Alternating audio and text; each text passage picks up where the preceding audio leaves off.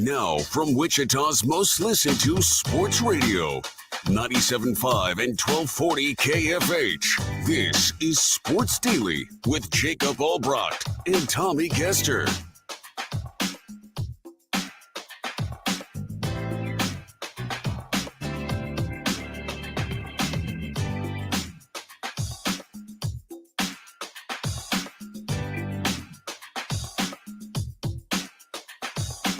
All right, happy Tuesday to you, everybody. It's Sports Daily here on KFH. Tommy Castor along with Jacob Albrocht today. Glad to have you joining us along for the ride today. Jacob, good morning to you, my friend. How are you, Tommy? We are ready to rock and roll on this Tuesday. Glad to be here. We've got you covered. A lot of good stuff to get to today. The Royals, bullpen, lets them down again. Right as we go off the air yesterday, we get our coaches poll, our preseason coaches poll, which is of intrigue to us in this part of the world. Both Kansas schools at the D1 level represented in that poll. We'll get into that a little bit. Harrison Butker gets a big raise. That's a complex story that we'll dig into as well. A lot of good stuff to make our way through on this day. The IHOP hotline will be open for you the whole way. 869-1240 is the number. It's brought to you by IHOP.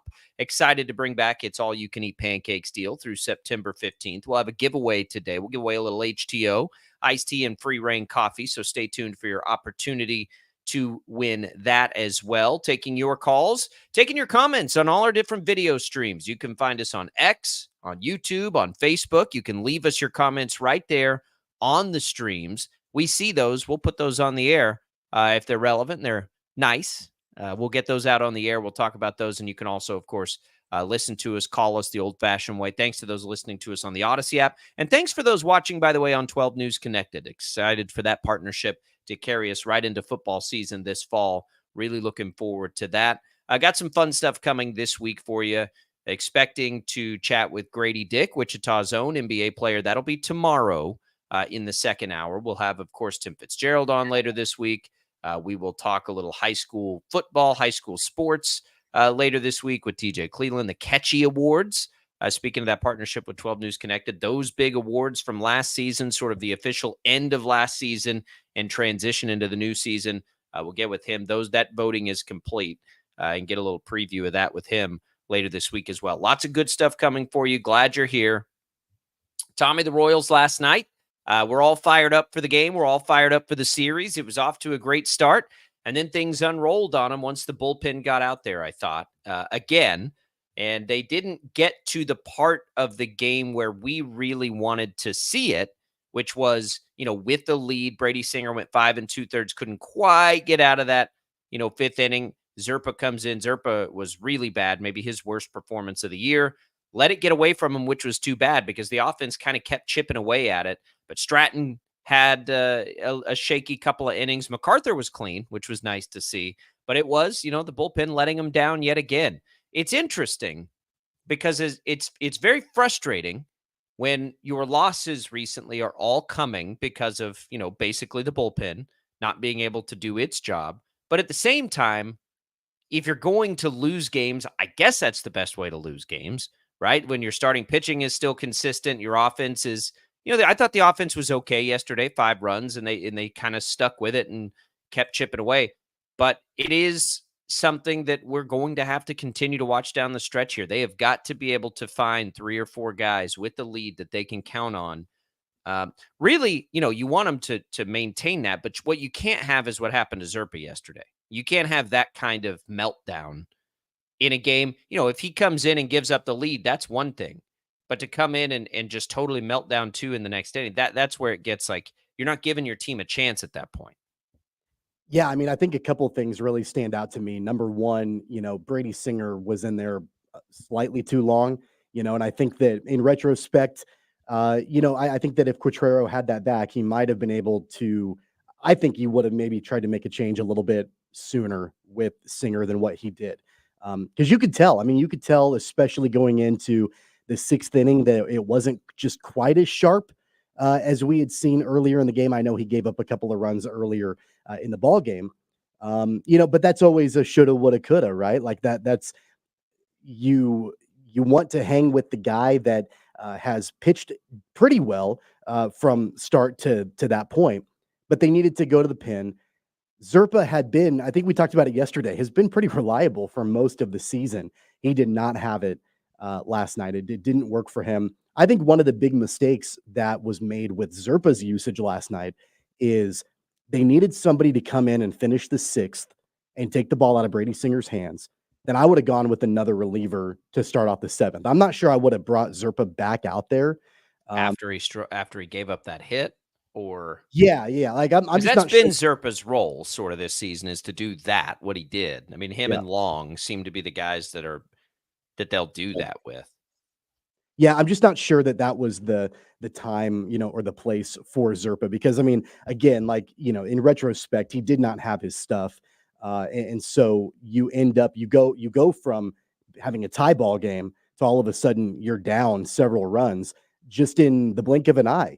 And then they basically are playing from behind, the rest of the game. You mentioned James MacArthur had a clean ninth. It's easier to have a clean ninth He's when you're got to pitch down at some when point. you Yeah, he's got to work when through have it. 4 runs. Yeah. So it's a little bit, and like that's fine. I think that there's part of like working through. I'm an advocate that he probably should go down to AAA for a while to try to work through his mechanics and all of that. But if you're in a position where you're down several runs and it's really a low risk situation for MacArthur, then that was okay. That was a fine time to trot him out there. He did have a clean ninth, but yeah, overall, I mean, the bullpen has got to try to figure out a way to stabilize itself a little bit.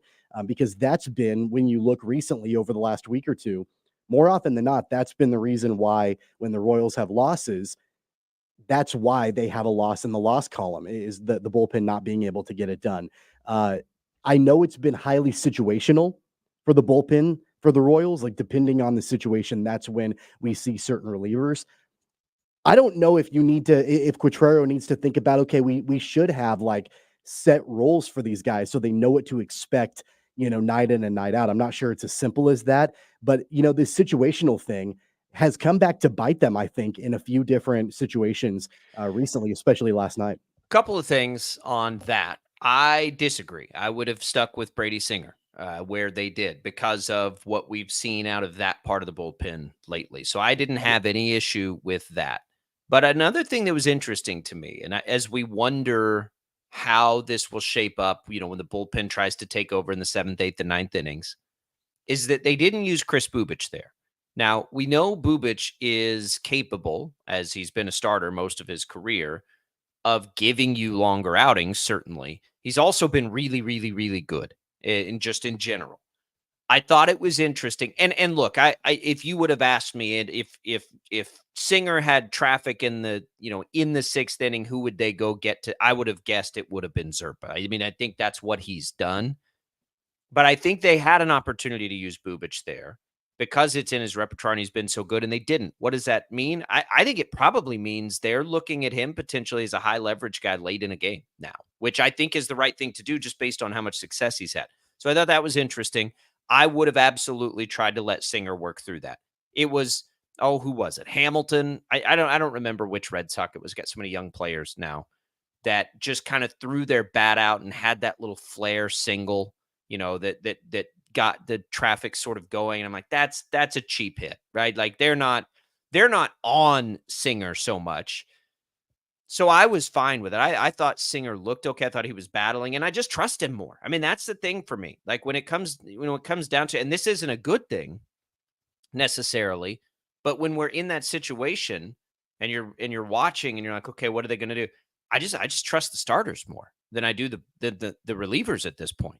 I mean, other than Ursig and Bubich, they've all kind of been shaky. Will Smith hasn't been lately. We haven't given him his appropriate flowers, and maybe he needs to be working his way back in because he's been nails for like a month and a half now. But I trust the starters far more than I trust the relievers in totality. So if there is an opportunity and it's not obvious, I'm always okay leaning to the starter. In totality, yes, and I agree with you. In totality, we've known this all season long that the rotation is better than the bullpen. The starters are better than the relievers, even with the acquisitions that the Royals made at the trade deadline. That's still the case. But I think when you look at just this particular game last night, I mean, Brady Singer allowed a lot of traffic. I mean, he gave up 10 hits in 5 2/3. He only walked one, so that was good. But there was a lot of traffic on the base paths for the Red Sox. Now, to Singer's credit, he was able to work his way out of those situations for the most part in the game before he got into trouble in the 6th. But I don't know. I think that when, if you're just looking at that one game, even though Singer was able to work his way out of situations like that, he wasn't immune to having base runners, and eventually that was going to come back and bite him, and it did in the 6th inning. So I think just if you look at it holistically, yeah, like I'm going to always want to try to let the Royal starters pitch if I can above the relievers. But in this one specific game, yeah, no, I get it. You could tell. I mean, there was a lot of traffic on the base paths. There were a lot of. It was not Singer's best. It wasn't. Yeah, there were a lot of situations that Singer got into, and so if it's me, it's like, okay, it's not his night. He's pitching okay, but let's see. And to your point, Zerpa had been really reliable, and so you kind of come to expect that he's going to be able to, come into the game and shut things down. He didn't have it last night either. In a perfect world, you hand that off to your, whoever you've identified as your 7th inning guy to get you an extra out in a perfect world. They don't have a perfect world right now, so they're going to have to work through it. Again, it's frustrating. There is nothing more frustrating in baseball than a bad bullpen. However, of all the things that could be going wrong in big picture, it's okay. Like it's all right for the Royals. Now, you happen to be playing the Red Sox, that you gave up a game in the wild card standings. You don't want to do that. In these series, head-to-head, the big thing is you make sure you don't get swept. Now, you definitely want to win 2 out of 3 if you're the Royals. There's no question about that. The Astros lost last night. The Rangers did the Royals a favor, so that's good news. But you just keep watching it, and now you get your two big guns the next couple of nights. And we'll talk more about those games. We have a lot on the radar today to get to on the program. We've got the coaches poll that I want to spend some time with. That came right after we left the air. This Butker deal, I want to spend some time with. There's about a billion different reasons why that's really, really interesting from a football perspective, all the off the field stuff. We'll get into all of that with Harrison Butker as well. And we'll just kind of make our way through this busy Tuesday here. Again, your calls welcome on the IHOP hotline at 869-1240. That is the IHOP hotline.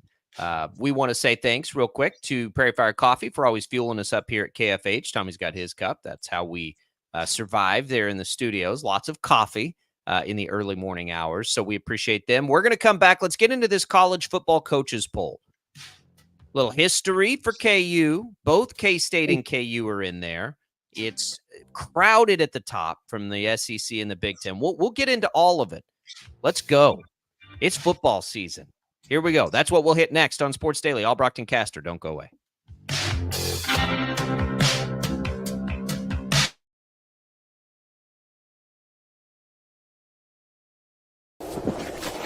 Colin Huck's power washing is like getting to the top of Mount Everest with only a bag of beef jerky and a soda.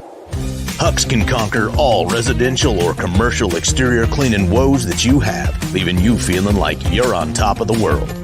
House washing, window cleaning, driveway washing, to even graffiti removal. Coming this fall, we'll offer professional holiday lights installation. We love muck and gunk. You don't. Let Huck's handle it. Call for a quote today. Right. Start your day with 12 News this morning. Get ready with Jake's accurate hour-by-hour forecast, so you'll know if you need a jacket when you walk out the door or an umbrella by lunch. Start your day knowing what happened overnight and what's happening now. Live, breaking news all morning long. And plan the best route to work and school with traffic from across Kansas. Start your day right. Start your day with 12 News this morning on KWCH and KSEW. Hey, Wichita, Jim Rome here, celebrating over 25 years as the #1 midday sports talk show on Wichita Radio. Find out why. Tune into The Jungle, weekdays 11 until 2 on 97.5 and 1240 KFH. Sometimes people tell us, I don't get it, it's just tea. But let me tell you, we are so much more than just tea. With more than 25 flavors, the possibilities are endless. Come on in and try them all for free to find your favorite or get us on the go for your busy lifestyle. And don't miss happy hour every day for half-price cups of tea. So the next time someone tells you it's just tea, tell them to come by and find out why we say drink tea, be happy. Clouds are not just the canvas of our imagination. They tell a story. clouds affect the events of your day. Sometimes they growl, sometimes they inspire, but they're always the messengers of nature's mood written in the sky. Storm Team 12 understands the language of clouds. We're dedicated to decoding their message so you know what to expect. Behind every cloud, there is a story waiting to be told. Trust Ross Jansen and Storm Team 12, alerting you first to the impact on your life. When you need help, remember, you're not alone. We are here. We are neighbors. We are together. We are Kansas.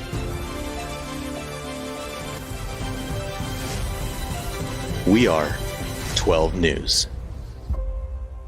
They say it takes a village. Come together and support local businesses in our neighborhoods. When you contribute to local shops, more money goes back into the economy. Shopping local makes our state stronger. So give back to the communities you love and watch our businesses and communities thrive. Shop local and be Kansas proud. At 12 News, we know you're busy, which is why we're here whenever you need us. Anytime, any screen. With live breaking news. Critically hurt after an apartment. Storm Team 12 forecast. Snowing for many miles. And the stories you don't want to miss. The scene's still very active. Just search KWCH 12 News wherever you stream and catch up on the latest news of the day. All for free and on your schedule, hopefully making your day a little bit easier. And did I mention the Storm Team 12 forecast? 12 News whenever you want. Sometimes people tell us, I don't get it, it's just tea. But let me tell you, we are so much more than just tea.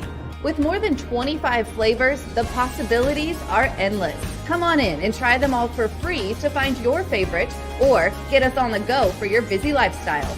And don't miss happy hour every day for half-price cups of tea. So the next time someone tells you it's just tea, tell them to come by and find out why we say drink tea, be happy. Determining fact from fiction. That's our full-time job. You need to have someone give you the whole story from every side. To help you when no one else is listening. You need someone to put you first. That's what we do. We bring you the facts first. When you need it. Wherever you are. 12 News. Facts first.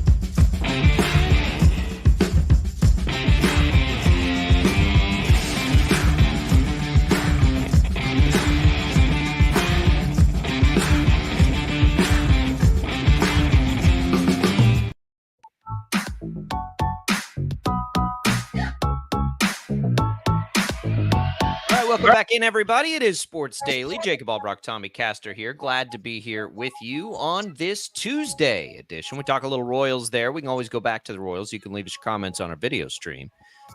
You can also call us on the IHOP hotline, 869-1240. All that baseball talk, by the way, presented by T-Mobile. Switch to T-Mobile, and you can get tons of benefits and still save on every plan versus AT&T and Verizon. Use their savings calculator to find out how at T-Mobile.com/switch. All right, Tommy, let's dive into this. It came down too late for us to talk about it yesterday, but the coaches poll is out. Of most note, obviously, K-State in at number 17, and we've got Kansas in at number 24. First time since 2008 that the Jayhawks have been in this poll. We wondered if they would get there. You know, we knew that they were catching some love. We wondered if they would get this kind of love. It is significant. I know it's a poll. I know polls don't mean anything. I am a believer in polls. I think it's very important to us as fans to have some attempt at a baseline of what to expect in a season. Now, is too much emphasis put on it by the end of the year? I don't know if that still happens with the CFP, but I like polls. I need polls, especially going into a season, especially now with the transfer portal and all these things. I'd like to have a gauge of what people are thinking about these teams nationally. It enhances our viewing experience early in a season. It's just a good thing. It's a good thing. Can be bulletin board material. Nothing to complain about, though, this year for K-State and KU. It feels about right to me, Tommy, for both of these schools. Should the Big 12 be, up higher in the poll? There are 5 teams in the top 25. I feel like it's a pretty good poll for the Big 12, and I feel like it's a good poll for K-State and KU. Yeah, I think overall, I don't pay quite as much attention to the coaches poll as I would the media poll. Just because I feel like the coaches poll, like, you're not going to be paying a ton of attention to other teams, right? Like, you're paying attention to your team, and you're kind of guessing on what you think the other teams in your conference and around the country will do. So I don't put a ton of stock into the coaches poll. When the preseason media poll comes out, that's the one that I'm going to pay closer attention to. And there's going to be a lot of similarities. I mean, I think you can look at what the coaches think and get a pretty decent idea that the media poll will be somewhat similar to that. But yeah, I mean, for K-State and KU, I get it. I'm fine overall with, both places for those teams. I think the only thing that I was kind of surprised about with Kansas State is I thought they might be a little bit higher. Like, I would have put them around 15. Now they're at 17, so it's not that far off. Yeah. But that's about the only thing that I kind of thought, okay, well, I maybe would have put the Wildcats, a little bit higher. Utah is at 13. And I think that between Utah and Kansas State, I mean, those two teams, I think that there's obviously going to be several teams that are going to be in the mix, when it comes to the Big 12 and who's going to win that conference. It mimics the media poll that we saw in the Big 12. Utah, but I do think that Utah and Kansas State maybe needed to be a little bit closer together in this coaches poll. I mean, they're 5 spots apart, so it is what it is. I would have put Kansas State a little bit higher. I'm okay with where Utah ended up, though. I probably would have done Utah 13, Kansas State 15. But other than that, yeah, I don't really have much of an issue with the poll. Here's what I'm going to be perfectly honest with the masses about. Most of these teams, I don't yet know anything about, right? Like, I have followed, Kansas and Kansas State through the offseason. I have tried to follow the Big 12 as a whole through the offseason. I have not followed anybody else through the offseason other than headline-y type stuff. So, like, if you're asking me to give my thoughts on, Penn State getting in there at 9, like, I have no idea. LSU at 12. I know they lost a bunch of players. I don't know what they've done. Clemson at 14 surprised me a little bit, I think, but I don't know what they've done, right? Like, and so that's what I mean. That's why I like these polls. That's why I like to see it, to get a feel for it. I'm not going to hot take you and say it's ridiculous that 8 out of the top 10 teams are SEC and Big 10 teams. I have no idea if that's good or that's bad. I don't know. I mean, if you're the Big 12, holistically, you can say, let's show them how much, how good we are. Problem for the Big 12 is they're going to beat up on each other this year. I don't know that an end of season top 25 would look all that different, quite frankly. We've seen these types of years for the Big 12 where it's a lot of teams kind of tossed into the middle and back into that top 25, and that's okay. All that matters is the CFP, and here's why the CFP is going to change how we consume all of this. This matters a little bit less than it ever has before. Right? Not in the things I said I liked about it. I still love that it gives us a baseline when we're watching games as a national audience, right? I'd like to know who people think are the good teams so I can know the magnitude of any certain game. Now, they could be wrong. Obviously, they could be wrong about teams. They're wrong about teams in the preseason all the time. But that's okay. It still gives us something to look at. But the good thing about the way this is all changing is when you see that and you see the Big 12 and what you see in that poll is what the reality most think is in the preseason, is that there's not an elite team, right? But there's a lot of really good teams, and they're going to beat up on each other. I think this poll is very representative of that. The good news is, in the old days, that kills your chances to win a national championship right out of the gates. You know that, right? Is any team coming out of this league with 2 losses or less? I doubt that. Okay. And the other thing too is that I've always wondered this. I mean, going all the way back, out the window. I've always wondered this going back in the day. Is it better and more advantageous to be a team at the top of the poll at the beginning of the season, and your goal then is to try to stay there to get one of the few spots that used to be available to play for a national championship? Or is it more advantageous for a team to not be at the top and try to work their way up? And that's always been really intriguing to me Start when at there the were top. Yeah, start at the 2 top. spots or when there were 4 spots, Yeah, because you want to you know, start high. is it yeah, but is it better to be the hunter or the hunted? And I think that really the big thing that I always come back to, and I do agree with you, because if you're at the very top, then you control your own destiny and that's it. Like, you just have to win. If you are below and you're trying to work your way up, then you need help from other teams to lose.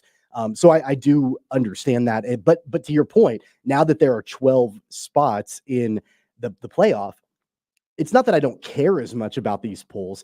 It's just that, like, it's less impactful for especially the teams who are outside of that top 4. And I know that, for a long time, teams really, they needed to know where they were going to be at the very beginning of the season, because you set a baseline, but it gives them an idea on what they've got to accomplish to try to get into that playoff picture. You've opened the door now for a lot more teams to be able to compete for that. And so it's less impactful. It's more, I think, just interesting than anything else. It doesn't mean nearly as much as it used to. No, it doesn't, because we have the CFP rankings. These rankings, as far as who makes it in, don't mean anything now in the course of a season, whether it's AP top I'm sure 25 it coaches. I mean, I'm sure, like, even when you were down, like, It does influence. I agree. It influences it. I agree. So, And that's why I would always say you want to start at the top, because perception is everything. If you're, if you're Georgia this year, and let's say you stumble twice over the course of the season, but you storm back and finish with 2 losses and are going into, let's call it, an SEC championship game. Back in the old days of a 14 playoff, you knew you were probably still going to be able to get in, right? So it mattered to have that early hype. That's what we saw kind of out of Alabama last year, right?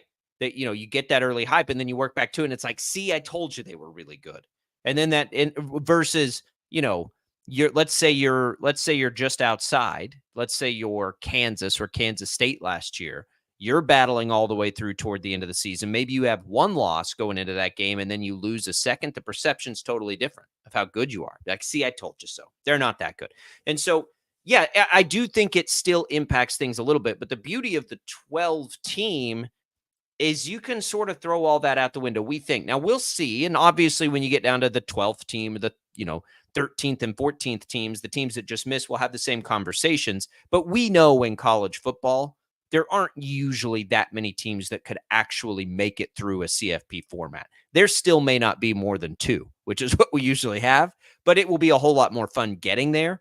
And when you see this out of the Big 12 now, I look at this and see 5 teams in the top 25. All I care about in this first year of the CFP 12 team, not being a fan, like from what we do, we obviously want to see K-State or KU or both in there. That would be our goal for the season, right? But just in general terms, as a college football, advocate and viewer, what I would want to see is all 4 of the now Power 4 leagues get at least 2 teams in.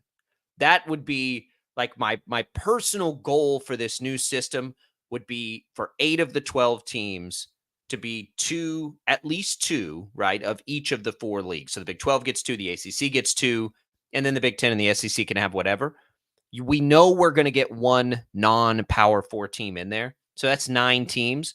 So that's probably a stretch and probably not going to happen, to think that, you'd only have 5 combined representatives of the SEC and the Big 10. I would say the chances of that are slim to none. So who misses out then on that second berth? And that's what, that's sort of what you get into with this 12 team now. And as it takes shape and where that power brokering is, because there's a lot of money involved, and how many teams you're going to get into that thing is in a 12 team. When we see a top 25 like this with 5 teams in from the Big 12, but all of them 13 or lower, what are the chances they can get 2 teams in? We know they're going to get 1, but what are the chances they can get 2 in? And that's sort of what I think we focus on now as we look at the season from the Big 12 perspective. It really becomes the question of the teams in the Big 12 beating up on each other. Will there be 1 or 2 teams that can separate themselves from everybody else? Or are you going to see 4 or 5 teams? And the preseason Big 12 poll alluded to this, that there's not any kind of clarity among the top 4 or 5 teams in the conference, that there's no clear-cut favorite. There's no clear-cut 2 favorites. Like, there are 4 or 5. And so if you end up with a really muddled mess, then it's probably going to be the Big 12 champion, and that's it in the top 12. I hope that's not the case. You want to see maybe one other team be the cream of the crop and rise above and be able to, at least have that second Big 12 program make it into the 12 team playoff. But I think that because of knowing the new schools that are coming into the conference, and of course, Utah and Arizona are going to be the class of those, new schools coming in. Both of those teams are in the preseason top 25. You add in KU, K-State, Oklahoma State. Those are probably the 5 favorites. It's going to be really hard for them to avoid a muddled up mess when things come down to it in December. And then you get into the other interesting things like what is Colorado's upside? We know what their downside is. What is their upside? But no, I'm just saying, to win individual games, to mess things up a little bit. UCF apparently has a really good quarterback. Then you get into the middle of the league. We know TCU has been effective with portal teams. Like, can they be a surprise here? I think what I'm saying is it's not just that the top end through those 5 is a mess in the Big 12. It's a mess like 1 through 10. I mean, the mess is deep. It's a deep mess. I think we forget Texas Tech is all sorts of hyped up for this football season. West Virginia and Iowa State, we thought were going to be bad last year. They both finished the year really strong. And so, it's not just at the very top where it's going to be a mess in the Big 12. Rick says he doesn't see it. Big 10 and SEC will dominate. Other leagues get one team. I don't know that the SEC and the Big 10 are going to get 9 of 12 representatives, which would be what would have to happen, Rick, for that scenario, for the Big 12 to get 1, the ACC to get 1, and then you get your 1 non-power league. That would mean 9 from those leagues. I don't think that's going to happen. Probably. Hey, you also have to take into account Notre Dame, as another team that, and of course, they're right there. They're in the top 10, preseason as well. I want to Notre Dame, though. Can Notre Dame take the place of the non-power 5? I need to look at that. I don't know the answer to that, actually. If they can be the non-power 4 representative, like, could they steal a bid? Let's call it from Cincinnati of past, right? I don't know the answer to that, actually. That's an interesting question. But either way, they're not going to get 9 of 12, I don't think, Rick. So I think, can you be the league that gets 2 or the ACC? I mean, I think there's room for it. It's just, what does it take? Because here's what we know about the Big 10. Big 10 is top heavy. And then it's bad. That's what the history of the Big 10. Now, we do have to add Oregon and Washington into the mix here with them. And I don't even think, is Washington even in the poll? I mean, they lost a lot of players. Yeah, I don't think they are. But you got to mix those 2 in. But forever, it's been the league of Ohio State, Michigan, and Penn State, and that's kind of it for teams that are actually really, really good. Now, obviously, you would have to put, Oregon and Washington and USC. I'm not a total believer in. So I think there's plenty of room for the Big 12 to get a couple of in, but it's going to take, navigating the messy waters of what looks to be a top to bottom, no weeks off league. I disagree with Rick's assertion of the Big 10 and the SEC getting a bunch of teams and the other leagues getting 1, but it doesn't have to do with the Big 12. It has to do with the ACC. I mean, if you just take the preseason poll into account, you've got both Florida State and Clemson in the top 15. I think that league is more likely than the Big 12 is to get multiple teams in the 12-team playoff. And so I think that there'll probably be a couple of representatives there. Miami is also in the top 20. So there aren't as many total teams from the ACC in the top 25 preseason poll as the Big 12. But I do think that the teams that are in there are probably more likely to make the 12-team playoff than any of the schools in the Big 12 that are at the top of the polls. The advantage that you'll have being the ACC is it feels like there's more cupcakes, right, for the good teams to beat up on. This is the issue with the Big 12. Who's the cupcake right now? Who is it? Houston, maybe? Houston, probably. Yeah, Houston. But that's kind of it, right? Like there's not. That's what maybe, and that's what's going to make it awesome for us to watch throughout the course of the season. Arizona maybe, State. But again, like I get it with Colorado, I do. But at the same time, I also realize how much talent they did ultimately bring in. And while it doesn't seem like that's going to work, doesn't seem like that now, I can't forget what TCU did a couple of years ago with a whole bunch of transfer dudes that were just really talented. So we'll see, but I don't think you can mark that down in ink right now like you could with some games that you're going to see out of the Big Ten or the ACC, or even to a very much lesser degree, the SEC, right? Like there's Vanderbilt and that's about it. But you just don't have any cupcakes this year that are a guaranteed cupcake in the Big 12. And while that will be incredible for us during the regular season, it will be stressful in these rankings. There are fewer, non-con games in the future, right? There are going to be fewer non-con games to sort of get out there and prove it.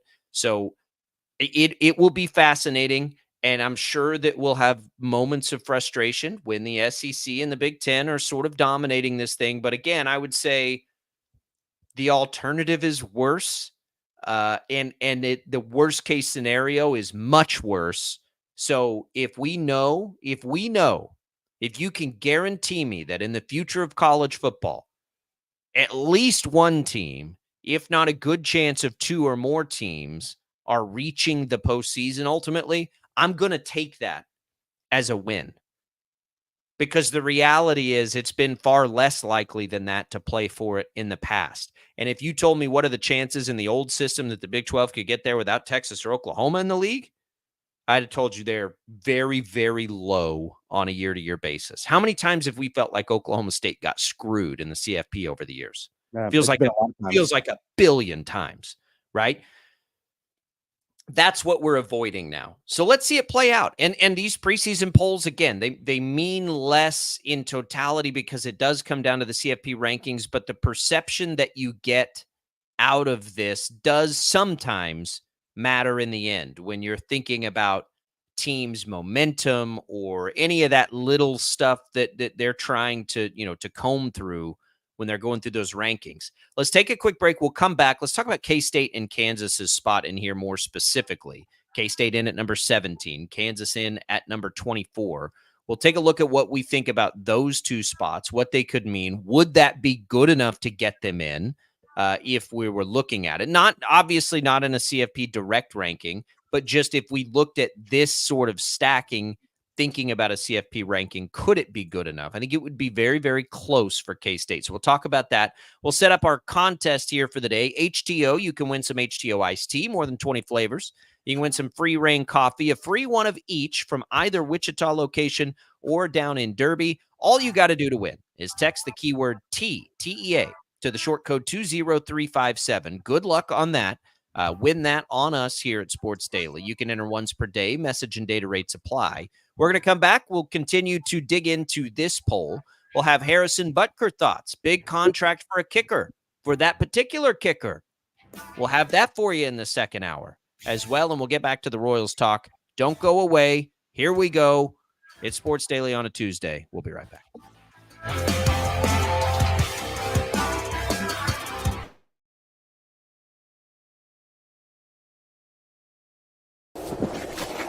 Colin Huck's power washing is like getting to the top of Mount Everest with only a bag of beef jerky and a soda. Huck's can conquer all residential or commercial exterior cleaning woes that you have, leaving you feeling like you're on top of the world. House washing, window cleaning, driveway washing, to even graffiti removal. Coming this fall, we'll offer professional holiday lights installation. We love muck and gunk. You don't. Let Huck's handle it. Call for a quote today. Right. Start your day with 12 News this morning. Get ready with Jake's accurate hour-by-hour forecast, so you'll know if you need a jacket when you walk out the door or an umbrella by lunch. Start your day knowing what happened overnight and what's happening now. Live, breaking news all morning long.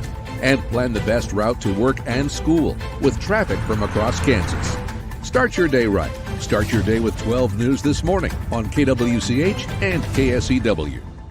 Hey, Wichita, Jim Rome here, celebrating over 25 years as the #1 midday sports talk show on Wichita Radio. Find out why. Tune into The Jungle, weekdays 11 until 2 on 97.5 and 1240 KFH. Sometimes people tell us, I don't get it, it's just tea. But let me tell you, we are so much more than just tea. With more than 25 flavors, the possibilities are endless. Come on in and try them all for free to find your favorite, or get us on the go for your busy lifestyle. And don't miss happy hour every day for half-price cups of tea. So the next time someone tells you it's just tea, tell them to come by and find out why we say drink tea, be happy. Clouds are not just the canvas of our imagination. They tell a story. Clouds affect the events of your day. Sometimes they growl, sometimes they inspire, but they're always the messengers of nature's mood written in the sky. Storm Team 12 understands the language of clouds. We're dedicated to decoding their message so you know what to expect. Behind every cloud, there is a story waiting to be told. Trust Ross Jansen and Storm Team 12, alerting you first to the impact on your life. When you need help, remember, you're not alone. We are here. We are neighbors. We are together. We are Kansas.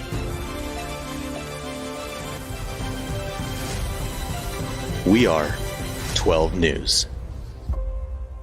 They say it takes a village. Come together and support local businesses in our neighborhoods. When you contribute to local shops, more money goes back into the economy. Shopping local makes our state stronger. So give back to the communities you love and watch our businesses and communities thrive. Shop local and be Kansas proud.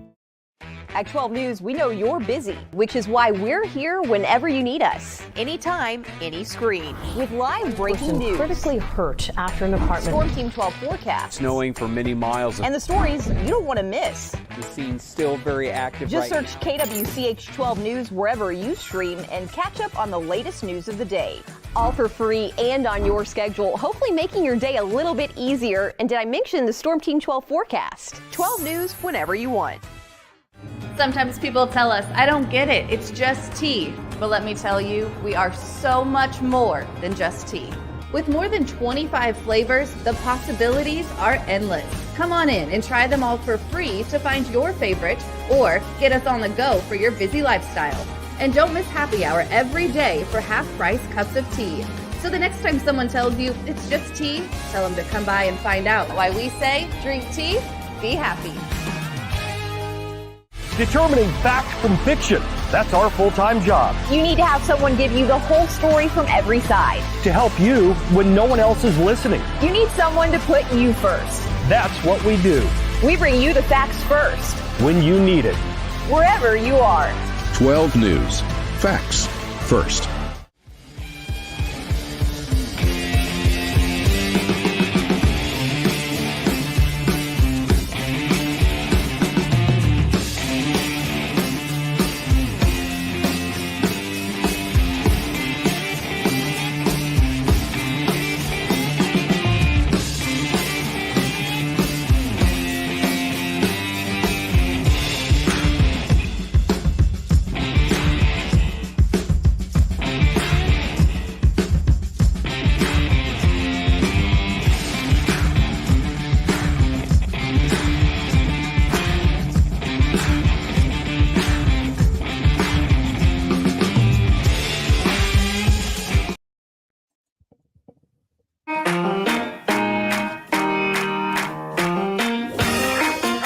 In everybody, this portion of the program brought to you by Crestview Country Club. Appreciate Crestview's support of the program. Always enjoy our time out there. We're getting closer and closer to a little golfing weather, Tommy. I'm sort of just standing by idly waiting to get back out there. What do we have today? Let me pull up the Storm Team 12 app here. Yeah. Oh man, 90 degree. I might have to try to get out there and play a little this evening. Now I'm looking at the evening because I got to play twilight golf. Try to play 9 holes, but this might be the night to get out there and swing it around a little bit. Yeah, it's not. I don't think it's going to be terrible today. I know that it's going to be fairly warm as the week goes on, but this weekend should cool off a decent amount if the rain can hold off a little bit. And I know we need the rain, so don't get me wrong. But from a golfing perspective, if you can get in a round of golf without rain and it's a little bit cooler, then that's going to be a great plan. I want to go out there and be dumped on in a deluge. We need some rain right now. We're dealing with water restrictions. If there could just be I'm just thinking maybe rain all over. 3 to 4 hour just gap in that lines up perfectly with my tee time. That would rain always. Rain right on top of you if you're out there trying to play. I don't want to deal with water restrictions. And we need it. We need the rain. I don't see any. I don't see any out there for a little while. But thank you to Crestview. If it is raining, you could still play indoor tennis. You could still go check out the restaurant and bar area. Lots of great stuff. I know they're redoing their kids club right now. They're doing a lot of renovations out there, quite frankly, over the past, 6-8 months or so. So get out there, check it out. Tell them we sent you. We appreciate them supporting the program. All right, Tommy, we continue with this coaches poll top 25 here. K-State in at 17. You said you'd like to see him a few spots higher. I'm fine at 17. At 17, you can make all the noise you need to make. At 17, you can fly up that ranking pretty quickly. I'm just telling you that here's the good news for K-State and KU. And KU getting in is awesome just because the obvious reasons that they just haven't done it in 16, 17 years. When you have Avery Johnson and Jalen Daniels, and you have two guys that are legitimate Heisman candidates, and you have two guys that play the exciting brand of football that they can play, we know, at their ceiling, if there is early season success combined with that, all the attention is going to be on those schools. So, like, that's what's going to be beautiful about K-State and KU potentially this year. If they can just win their games early, everybody's going to be watching, because it will probably be because the two quarterbacks are playing really well. And those two quarterbacks are national headline type quarterbacks. There are a lot of reasons that I'm so excited about this college football season. Obviously, that both of those teams are quality enough to both potentially reach college football playoff. That's the most obvious reason. But it's also because their quarterbacks are flashy quarterbacks that are going to bring a ton of national attention to both schools. And I think we would see that then in a poll. So I'm good with these starting spots because there's a number in front of their name. And if they win their games early, that number is going to shrink, and it's going to shrink quickly. Remember when KU really kind of captured the national attention when they were winning those games to start off their season under Leipold, and nobody expected them to be there.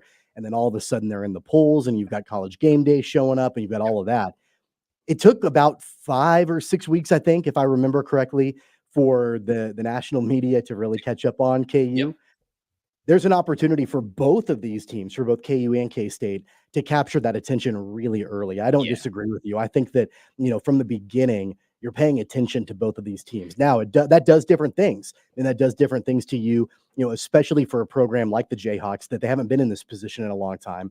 Lance Leipold has talked multiple times during this offseason. I've heard him speak and do interviews where he said it's maybe the most anticipated season in Kansas football history, at least in a long time. One of them for sure, at the very least. You've got to make sure that you are living up to those expectations. Yeah. That's the difficult thing. Where it was, I think that it was partially easier, a couple of years ago when nobody was expecting you to be there, you could fly under the radar and you could just kind of win games and then have that chip on your shoulder, like nobody's paying attention to us, et cetera. People are expecting things from you, and they're expecting things from both of these teams this season. Those expectations are there. I think for Kansas State, it's going to be easier to manage those expectations because they've been there before. And that while you've got a new quarterback that's taking over, there are some really key pieces of the team that return. And so like that, and there are two for KU, don't get me wrong, but I think the pressure is squarely more on the shoulders of the Jayhawks than the Wildcats as far as managing those expectations. There are so many advantages to having that number in front of your name early in a season. And this is what I was talking about in the last segment. It just means people are paying more attention to you early, right? You combine that with the fact that you're going to see, if things go well in the first month of the season, let's say they both, win all their games in the first month, everything's going well, you will see the chatter begin about Avery Johnson and Jalen Daniels as Heisman candidates. I mean, you just will, because of the way that they play. And that will continue to build this buzz. And you're right. Like that also adds a ton of pressure, right? You're not sneaking up on anybody this year when you are in a preseason top 25 poll, whether it's right, wrong, or indifferent, whether it's accurate. And I feel like it is. I feel like it's pretty accurate based on what we've seen, what we expect. I mean, basically for KU, and they lost some players, don't get me wrong, but you're adding Jalen Daniels back to last year's team in a lot of ways. And again, that's not taking anything away from what they lost. It's just like, in reality, they should be better, right? For K-State, they lost even more to the NFL, but they're adding Avery Johnson to the mix, and they still return a lot too. And Dylan Edwards, they're bringing in Dylan Edwards, right? And I think nationally, people aren't quite as much on that as we are here, obviously, because we watched him in high school. But yeah, remember how when things were going well for Colorado last year, remember how big a part of that he was. And so it all adds to this intrigue early. And we'll do this maybe in the second hour. We can look at the first month and how tough will it be to open with 4 straight wins for both of these teams? Because if that happens, I'm telling you, they're going to climb. They're going to climb, and they're going to be people watching them, and they're going to be in every window nationally, television-wise, that they possibly can be. Like, it's all going to go well for them. And I think it's because who they have at quarterback and because they have a little number in front of their name to start the season. We'll get into that in the second hour. We'll get more into the Royals as well. The Harrison Butker story. Haven't touched on it yet. That's where we'll start hour number 2. It's Albrocht and Caster. It's Sports Daily on a Tuesday. Don't go anywhere.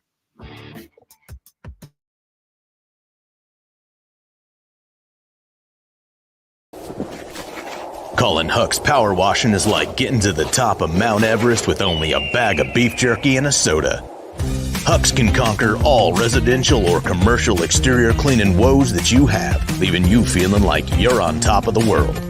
House washing, window cleaning, driveway washing, to even graffiti removal. Coming this fall, we'll offer professional holiday lights installation. We love muck and gunk. You don't. Let Hucks handle it. Call for a quote today. Right. Start your day with 12 News this morning. Get ready with Jake's accurate hour-by-hour forecast, so you'll know if you need a jacket when you walk out the door, or an umbrella by lunch. Start your day knowing what happened overnight and what's happening now. Live, breaking news all morning long. And plan the best route to work and school with traffic from across Kansas. Start your day right. Start your day with 12 News this morning on KWCH and KSEW.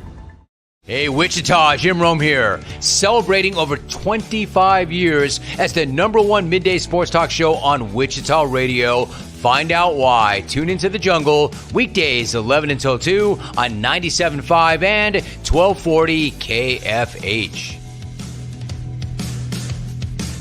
Sometimes people tell us, I don't get it, it's just tea. But let me tell you, we are so much more than just tea.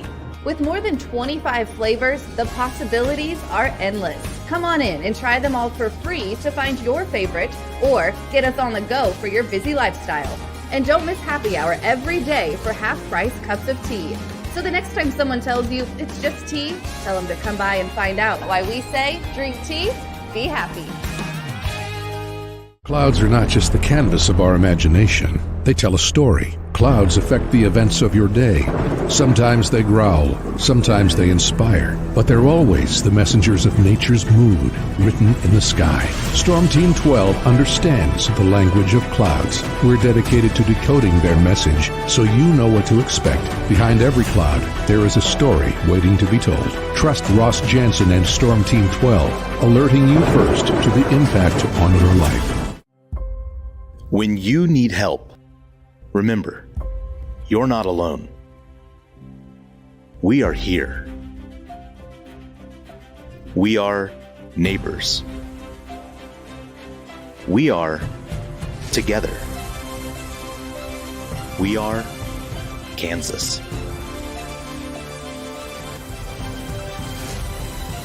We are 12 News.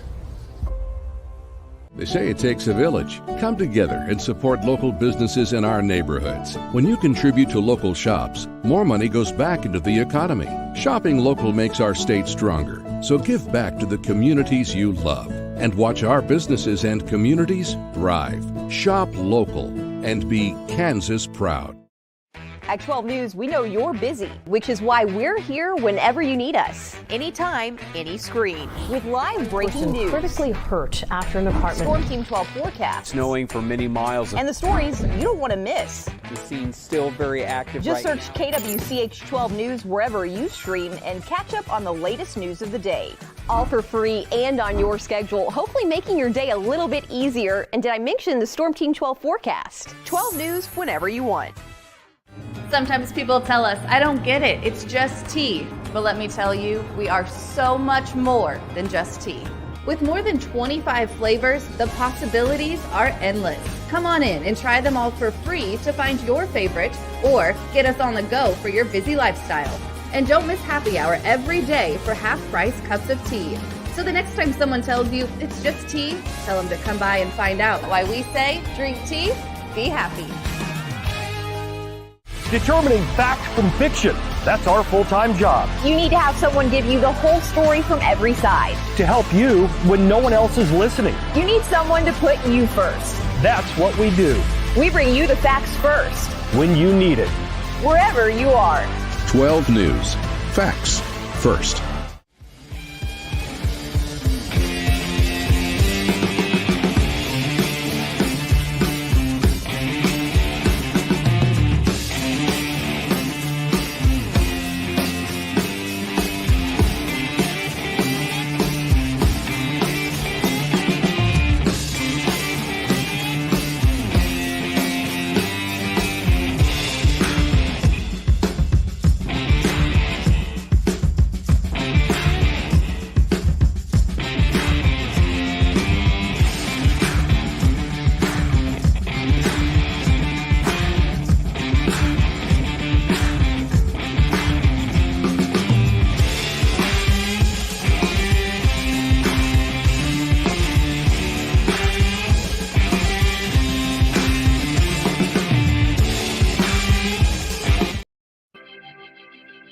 Now, from Wichita's most listened to sports radio, 97.5 and 1240 KFH. This is Sports Daily with Jacob Albrocht and Tommy Kester.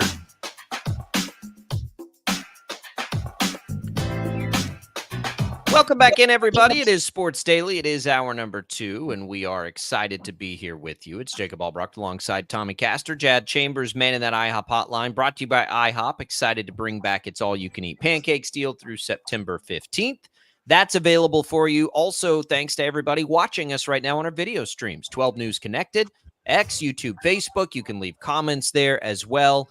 And if you're listening to the podcasted form of this show through the Odyssey app, we appreciate you as well. You can always email us. Different ways you can find to get in touch with us here. Ken he says, based on our conversation just before the break, KU with question marks on the O-line. Numbers 4 and 6, which would be Devin Neal and Jalen Daniels, are awesome, but need a good line to be successful. I would agree. Similar questions, I think, for K-State, and those are the things you just don't know until they line up and actually start playing. But I would say both camps feel relatively optimistic about the line, so we're not going to know until we see it, but we appreciate the comment there, Ken. All right, Tommy, let's get into this Harrison Butker deal. So Butker negotiates his own contract, apparently. I did not know he did that, but he does. And he negotiates it well because he's now the highest paid kicker in the NFL. Ties him to the Chiefs through 2028, 4 years, $25.5 million, just under $18 million guaranteed. I do not know what this means for the cap situation overall for the Chiefs. I do not know if this would inhibit any way their ability to, go get Creed Humphrey and Trey Smith and Trent McDuffie deals done in the future. I don't think it impacts those as much as some of the other deals we've talked about over the years. Snead not doing that one, Tyreek Hill not doing that one, never signing the left tackles after they trade from all those things. But we look at it there from a football perspective, it's almost a no-brainer. Not quite, but it's almost a no-brainer. You're talking about the guy with the second best field goal percentage in NFL history behind Justin Tucker, who may very well be the GOAT. You're talking about a guy last year who kicked him at about 95%, just an absurd percentage. And he's done that kind of thing where he's only missed a couple of field goals over the course of a season twice in his career. You do fear a little bit of what you saw in 2022, but, there were some injuries and some things there. But from a football perspective, when there are so many teams around the league who struggle at that position, I think it makes a lot of sense to do this. You just don't want to leave it out on the field. Now, here's the flip side. The only flip side I could say, if it created any sort of salary cap issue, Tommy, and I assume that it won't, is that they'll probably lean on him a little less this year than they did last year, because I think the offense is going to be a whole lot better. They would not have won a Super Bowl without him last year. No question about it.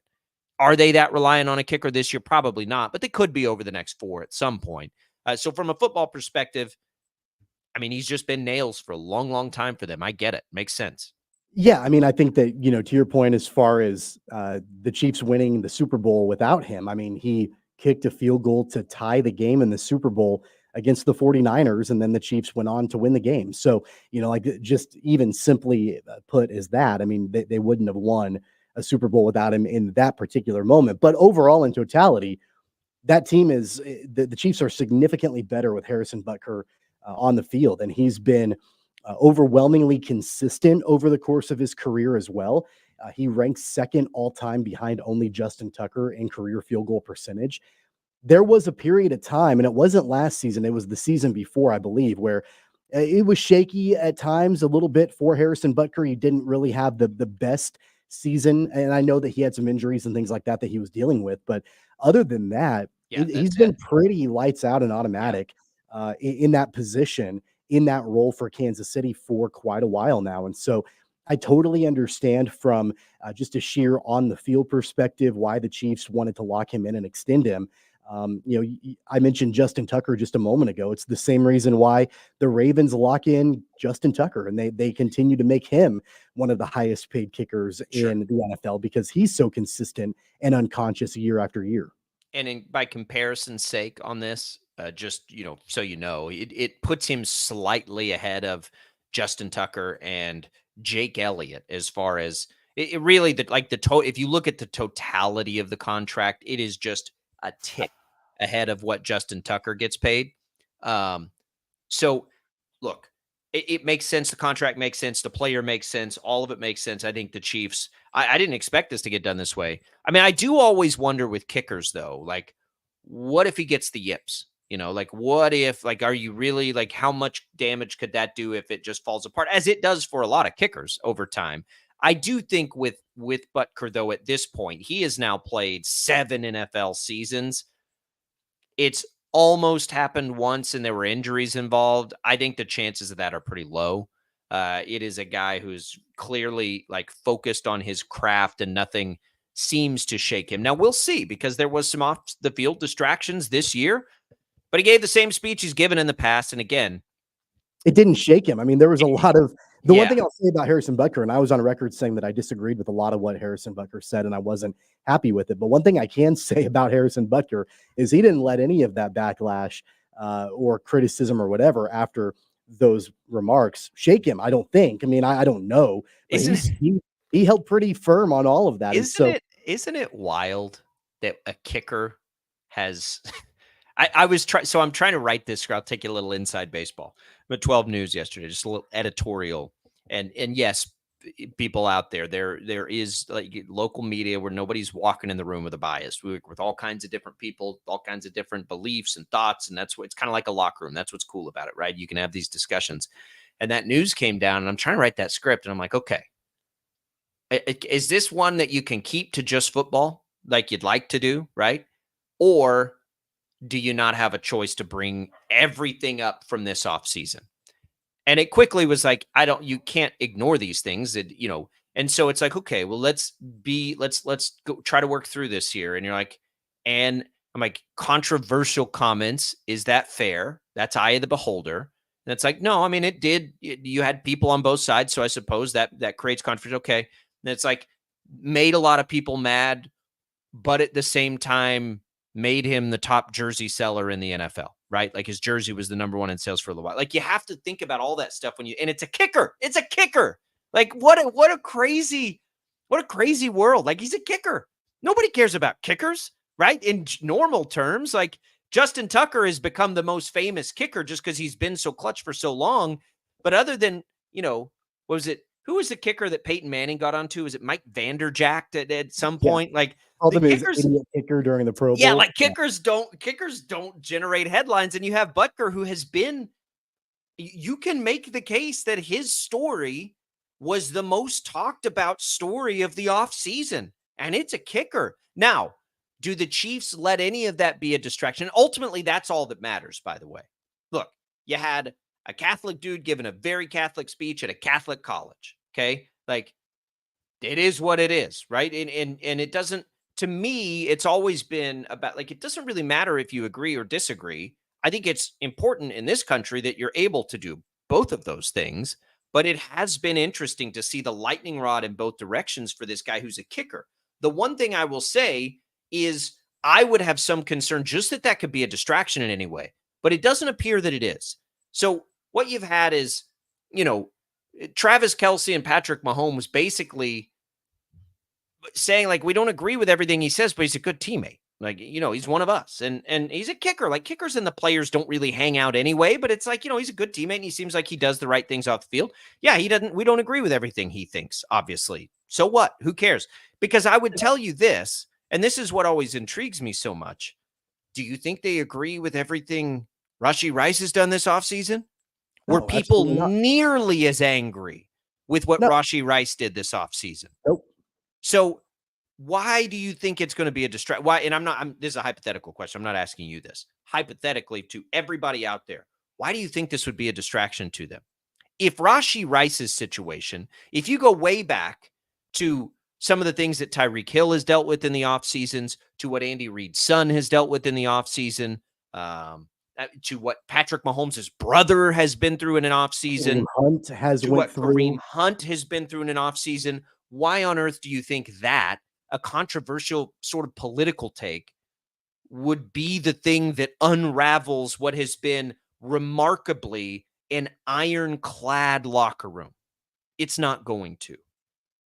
It's not. I mean, if all of these other things have never been able to shake that particular locker room, which is one of the most impressive things about it, this ain't going to shake it, right? And so if you're the powers that be for the Chiefs, and you're thinking about all these things when you guarantee and set the new record for a kicker contract, you have to think about this stuff. But as you do, again, I say this all the time, Chiefs fans are so fortunate to have what they have right now. That's one of the reasons you're so fortunate to have what you have right now, because nothing shakes the locker room. When we're talking about on the field, like, nothing shakes it. And there have been plenty of opportunities for that to happen, and it just doesn't.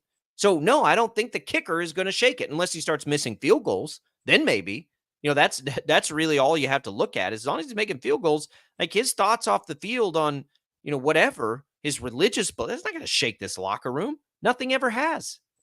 Yeah, I think that we also have to start shifting our mindset. And I started doing this yesterday. It finally hit me when this contract was signed, that when you think of the foundational pieces of this Kansas City Chiefs team, historically it's been Patrick Mahomes, it's been Travis Kelce, and then it's been Chris Jones. And I think that was up in the air, even as recently as last offseason, about whether or not he'd even be back on the team. But I think obviously now with his new contract and all of that, Chris Jones has been firmly cemented into that foundational piece for the Chiefs. I think Harrison Butker is the fourth. I never thought about Harrison Butker I agree. being solidified as one of the foundational pieces of this roster.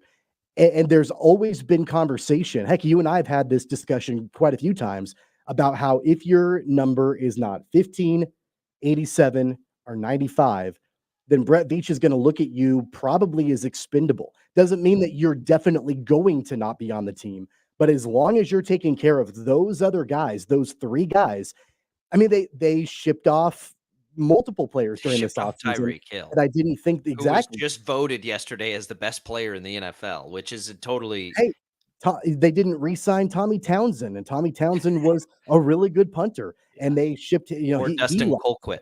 Right? Dustin Colquitt, and so there are all of these players that when they end up moving on, you're like, okay, well, the foundational pieces are set. It's pretty clear. We know who they're going to build this team around. With the way that they paid Harrison Butker and locked him in, he's absolutely one of those foundational pieces for the Chiefs moving forward. And I had never put him in that category before. I mean, I don't think I think it gets overlooked how much of a weapon a great kicker is. And you just like Justin Tucker has been the example for so long. Harrison Butker's been just as good as Justin Tucker over the same stretch of time, basically. And the other thing is he kicks him from distance too. He kicks him in the clutch. He kicks him from distance, and he just makes 90% of them. Go look all time, right? At your best field goal kickers. And Butker is right there near the top of everything. It's about also how important historically certain kickers have been to, if you want to call it a dynasty, if you want to call it great teams, Super Bowl champions, going back to the Tom Brady years. I mean, he had 2 fantastic kickers on his team. He had Adam Vinatieri, and then he had Steven Gostkowski. Yep. Both of those guys were fantastic kickers. And, in at least in the case of Vinatieri, I know Gostkowski also did this, but Vinatieri early on had some really memorable kicks that without his kicks, the Patriots don't get their early Super Bowl. So like that can't be understated either. The importance of having a unconscious lockdown kicker every single time. It's like having a lockdown closer in Major League Baseball. Yeah. Every time they go out to pitch, they're going to get a save and they're going to seal the victory for your team. They're going to be clutch. The best teams usually have the best kickers. And you'll never escape. It's so interesting that Travis Kelce is like stuck in the middle of this because of his girlfriend. Like you're never going to escape now what follows Harrison Butker, which is a crowd that is like very fond of Travis Kelce's girlfriend, and then very not fond of Travis Kelce's teammate. And like the fact that I was at a concert this weekend where maybe the top headline that came out of it was the jersey number of Morgan Wallen. And like, what does that mean? Is he saying that he likes Harrison Butker? Is he saying? And I'm like, I don't care. Like, who? By the way, that was also the jersey number of Matt Castle. So I'm more offended that he was wearing the Matt Castle jersey than he was wearing. And I'm looking because people are talking about it too. They're like, oh, do you think he was showing like that he loves Harrison Butker? And I'm like, guys, I don't know a lot of I don't know hardly anything about Morgan Wallen, but he doesn't strike me as the kind of guy who's going to make a political statement. Like, I think he probably liked to stay away with his past, away from that as far as he could. And then I looked and he wore that number at other places. I think it was his old baseball. I don't care. But again, let's say he did. Guess who walked him out in that jersey to the front of the stadium? Patrick Mahomes and Kelce and Chris Jones. By the way. Yeah. So like it is an absolute luxury for the Chiefs that they can just stay united and stay laser focused. And honestly, like I make a lot of jokes because I don't want to take any of this stuff too seriously. People get too angry about it. And I don't think it's worth the time. It is an interesting representation of society. What you see with that, to me, that I know for a fact that a lot of those guys don't think the same things politically, like any of it, but they're all great teammates. They're friends. Would you believe that people could be friends even if they think things differently politically? Oh my goodness. Even if they might have had a different set of circumstances growing up that has shaped their views a little bit differently than their neighbor, they can still be friends. They can be cordial to each other. My goodness. That's the beauty of sports, right? We're watching the Olympics right now. That's the beauty of all of it. That you set that stuff aside, man. That stuff's not as important as that connection that you make. So, anywho, the Chiefs have their kicker for a long time. What if he misses field goals, I guess, is the next biggest question. But when you look at just the impact he's had on this team on the field, his comparison around the league, you absolutely justify making him the highest paid kicker. I mean, it's a no-brainer if you're the Chiefs, if you can afford it, right? Do I make him the highest paid kicker if it compromises my ability to sign Creed Humphrey? No, I do not. But I don't think it will, or I don't think Brett Veach would have done the deal. I think they squeeze it in just fine, and we'll see. It is a lot of guaranteed money with a position that can be a little volatile, but I think he's proven it over enough years that you make total sense out of it. When it comes to Harrison Butker. All right, your comments on that, you can call us on the IHOP hotline, 869-1240. Be nice, everybody. We're not looking for a fight. Nobody is. You can also leave us your comments on our video stream on Facebook, on YouTube, on X, 12 News Connected. Lots of different ways to take in the show. We appreciate it, however it is that you are taking in the show. When we return, let's look at the Royals tonight. What are their chances of bouncing back here in this series and still taking 2 out of 3 against Boston? Just as big tonight as it was yesterday. Got off to a rocky start. We'll look ahead for the Royals, maybe elsewhere around the league. There is one other NFL storyline I think that we want to watch for just a little bit. It's a star player looking like he's going to be traded from the team that the Chiefs played last year in the Super Bowl. You're taking a power ranking across the league when you're the Chiefs. We'll talk about that as well. It's all coming for you. Albrecht and Castro on Sports Daily. Don't go away.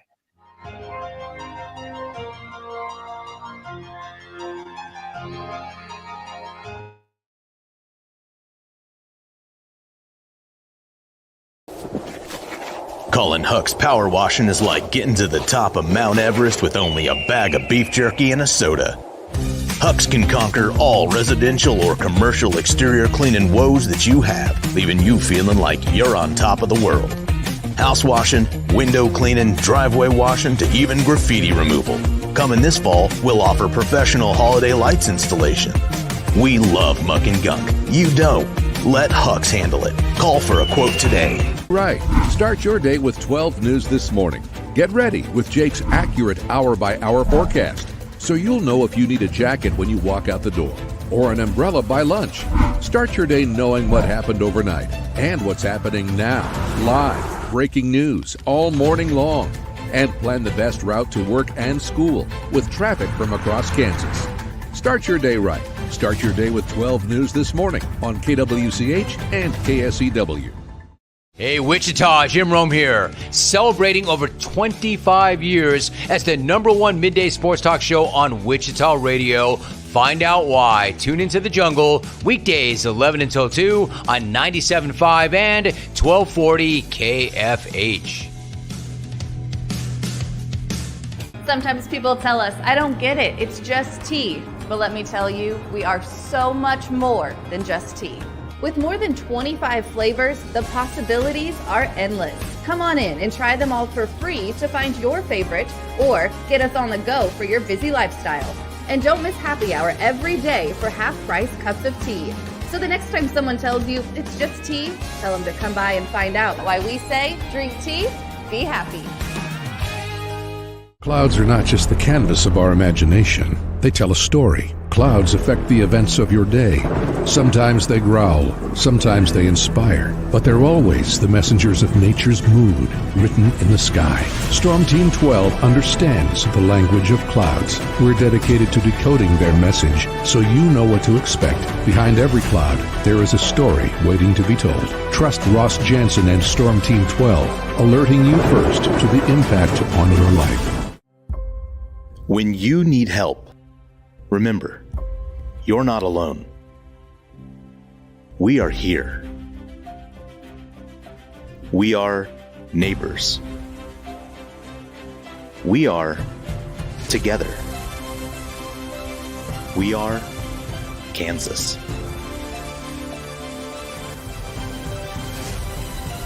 We are 12 News. They say it takes a village. Come together and support local businesses in our neighborhoods. When you contribute to local shops, more money goes back into the economy.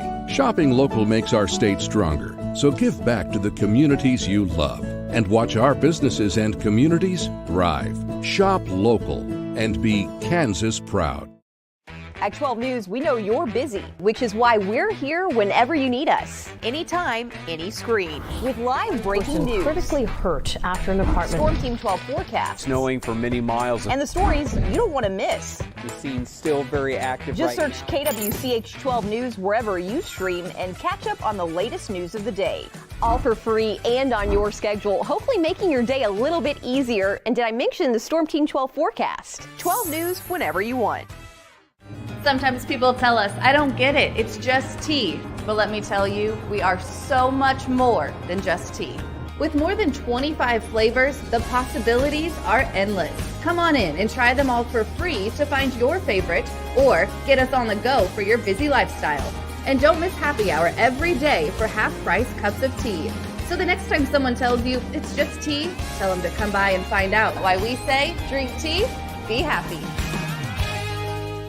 Determining fact from fiction. That's our full-time job. You need to have someone give you the whole story from every side. To help you when no one else is listening. You need someone to put you first. That's what we do.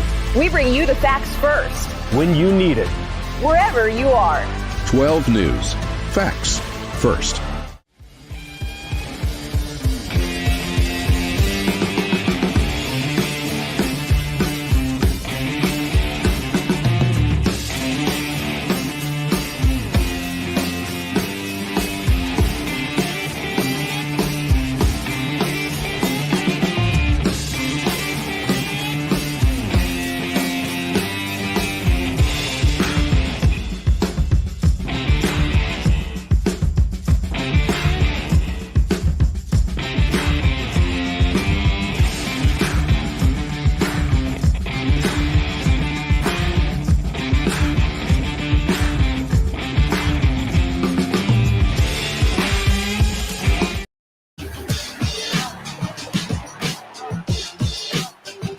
All right, welcome back in, everybody. It is Sports Daily here on KFH. Jacob Albrock, Tommy Castor with you. Jad Chambers manning that IHOP hotline, keeping this thing rocking and rolling for us. We are rocking and rolling. Chiefs camp, we talked about Harrison Butker. So Mitch Holthus has been having conversations with Steve and Ted, and Jad has been getting that gathered up. Before we go back to the Royals, let's stay on football for just a little bit. So today, what Jad has pulled is Mitch. And, we talked about this preseason game coming up. And just by the way, we did not get any insight on how much players will play from Andy Reid. He said he'll tell us that later in the week. We anticipate it'll be the same as it always is, probably a series for the starters and in this first one. But one of the things that we do want to watch for is the wide receiver room and how quickly they're acclimating. In practice, it looks good. What about games? Hollywood Brown, a big part of that. He was the big free agent acquisition. How does he like the Chiefs right now? Let's get some audio from Hollywood Brown. This coming from Mitch Holthus this morning on Steve and Ted. Here's what Mitch had to say about the new wide receiver. But with Hollywood, he's never been in a system like this. He has never been with a quarterback like Patrick Mahomes. He had the early days of Lamar Jackson. And so right now, I'm not sure there's anybody happier than Hollywood Brown. For me, it feels like match made it happen. I'm excited to be here. It's just been great since I've been here. I've been loving it. And this offense, how much does it fit your skills? It fit me very good, very well. When you look at all the things I want to do on the field, Coach Reid let me do it, so I'm excited. And to play with Pat, we've already seen it. I watched it all through OTAs, but then seeing it out here, what about playing with Patrick and what that means? He's one of the best to do it. It's nothing he can't do on the field. Like some of the throws he makes is like incredible. He sees the field very well. And so for us, it's real easy, to get out your break and knowing where the ball going to be. It's perfect. Third level of the offense is open for business again. Hollywood will make a play every day. What a surprise, I think, everyone in the Chiefs Kingdom camp is his consistency. He doesn't flash and disappear. He is steady as he goes and then will make a great play. Good route runner, immediately got onto the same radar with Mahomes. And he's a high-volume guy. I was checking it out. 18 times in his career, he has had double-digit targets in a single game. They don't need a high-volume guy, but it's nice to have it in the bag. If they have a high-volume guy, I would imagine Hollywood Brown would be the third option for high volume behind Travis Kelce and Rashee Rice. But it's nice to know it's there. Because there could be games where any of these guys are the high volume guys. I think having different options there is interesting.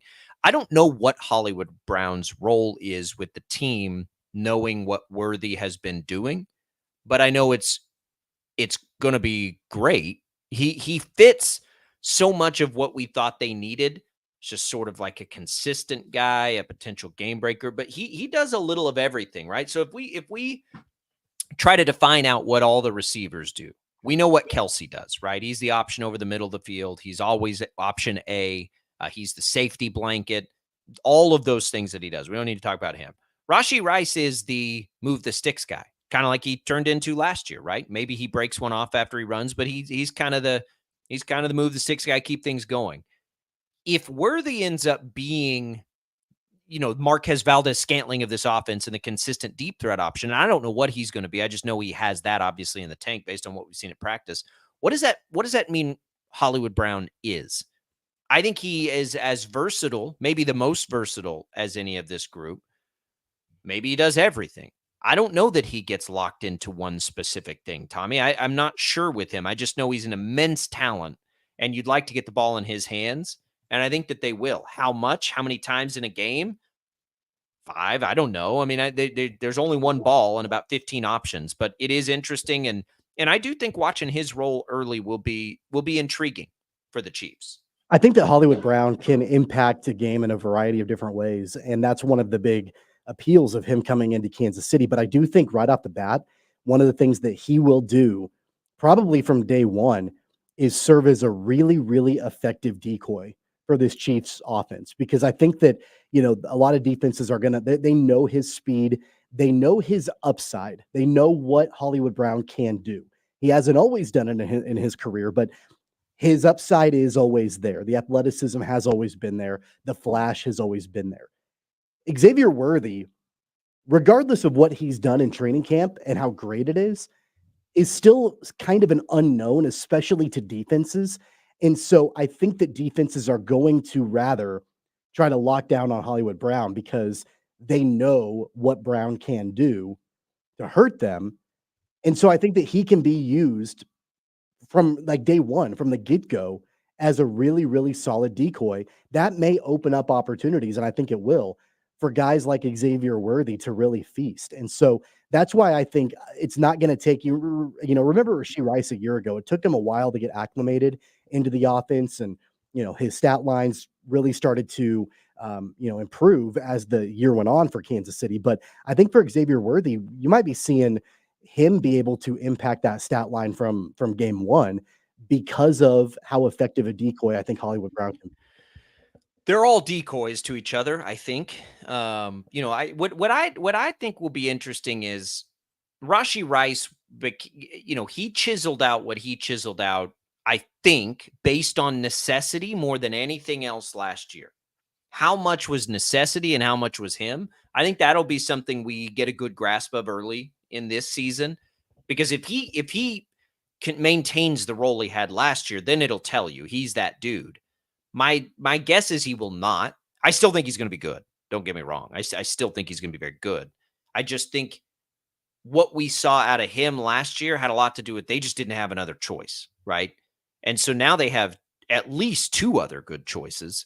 What does that mean for him? So all of it is a good thing for Patrick Mahomes, but each of them individually, I'm just not sure yet. We got to see that. And then I think we will begin to see just a little bit of in preseason. Probably not in this first game because you'll only get about a series. But toward that last preseason game, if they play a half, I think that'll give us a pretty good indication. If you're playing fantasy football and you're trying to do early drafts, I don't know. I don't know who the guy to bet on is. I would say it's either Rashee Rice, honestly. As much as I like Hollywood Brown, I like Hollywood Brown a lot. I'd say it's probably Rice or Worthy that you would bet on if you had, because I think they're all probably in about that same range. I would go with those other 2, but I love Hollywood Brown. I think he's an immense talent, and I hope he stays healthy. That's the other thing about having this many guys. It protects you from injury a little bit, and it lessens the injury risk of each of them individually too. Okay, Tommy, let's look at the Royals a little bit tonight here. You get the rest of the series with your 2 horses, sort of. This is where you need them to step up, right? If we look at the game tonight specifically, you're going to catch Lugo and Brian Bello. The Royals are favored in this game, -130 on the money line. This is probably one where, if you're feeling good about Lugo and he was good his last time out, that I would probably be comfortable going to the run line at -1.5 because it's all the way up to 160. I like the Royals' chances to win these next 2 games. It's Cutter Crawford tomorrow, I believe, right? And he's good. He's as good as the Red Sox have. He has been in some high profile games and everything else. So I would say if you're looking at each individual game, tonight's the one you feel like you sort of have to have based on the matchup. I don't know if you agree with that, but yeah, it's Crawford tomorrow.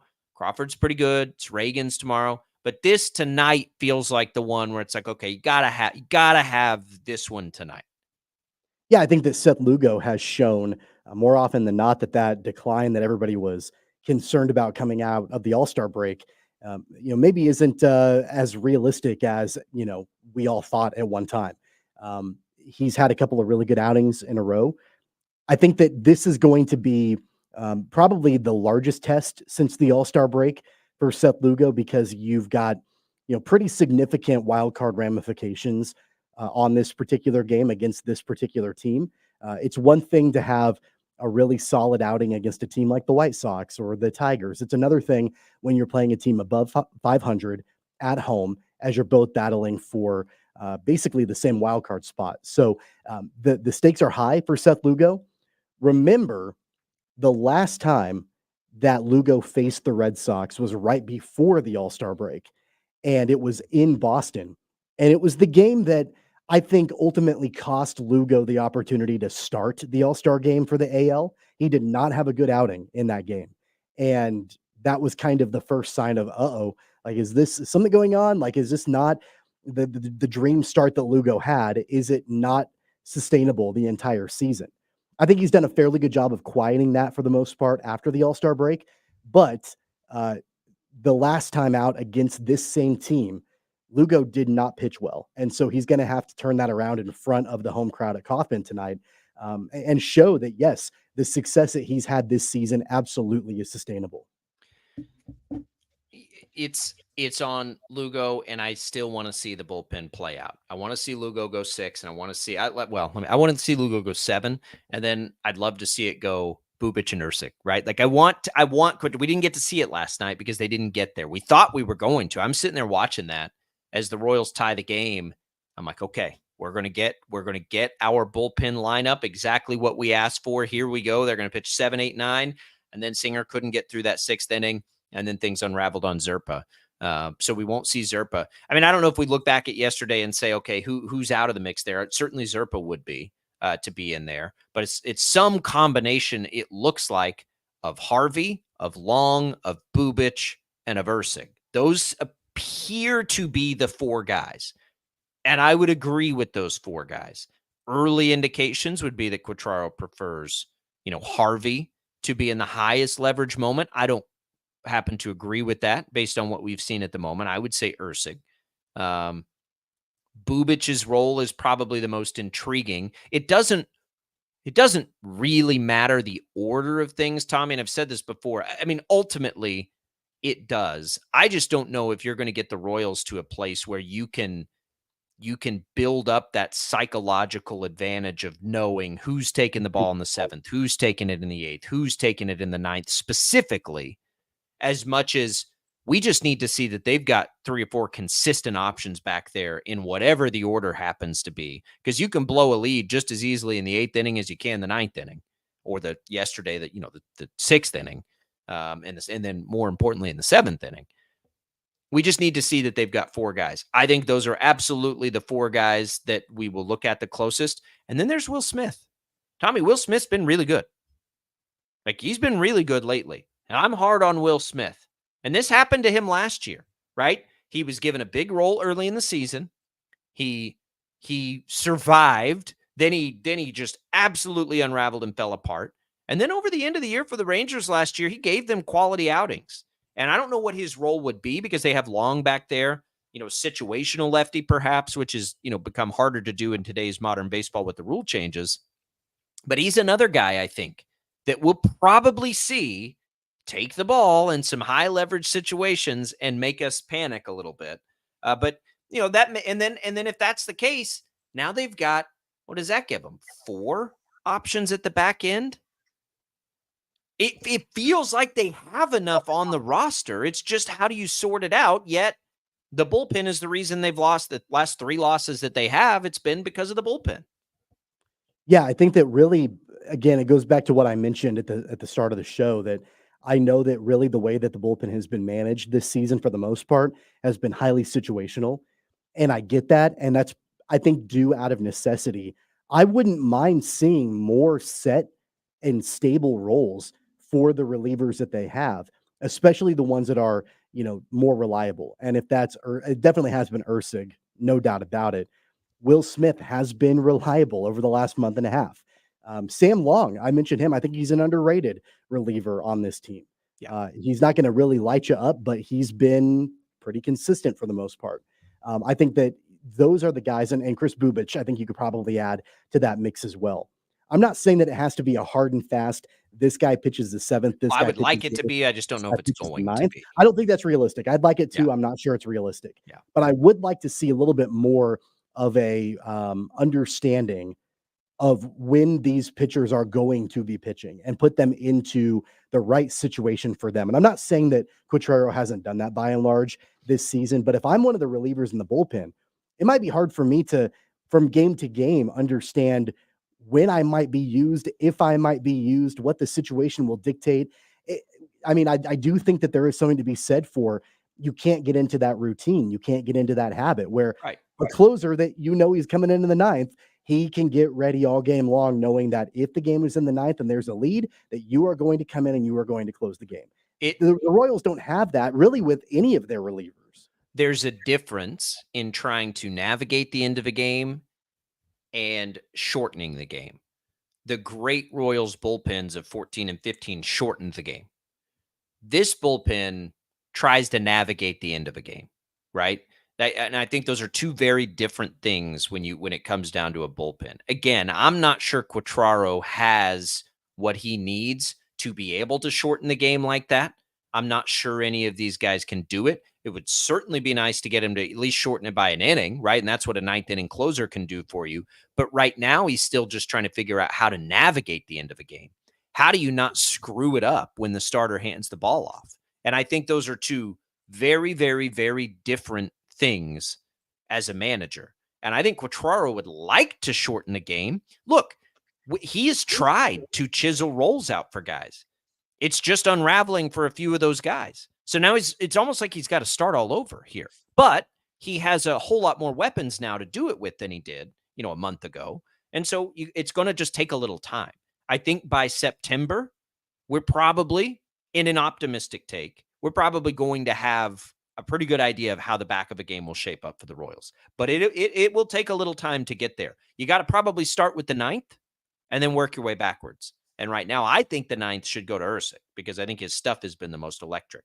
I think Quatraro would like it to go to Harvey, though, is what we've seen early on. And that's probably what we'll see in the short term. If you told me tonight that Lugo went 6 innings and then you had a 2-run lead and you were going to go a reliever in the 7th, 8th, and 9th, I would bet you $1, Tommy, that it would go Bubic, Ursig, Harvey.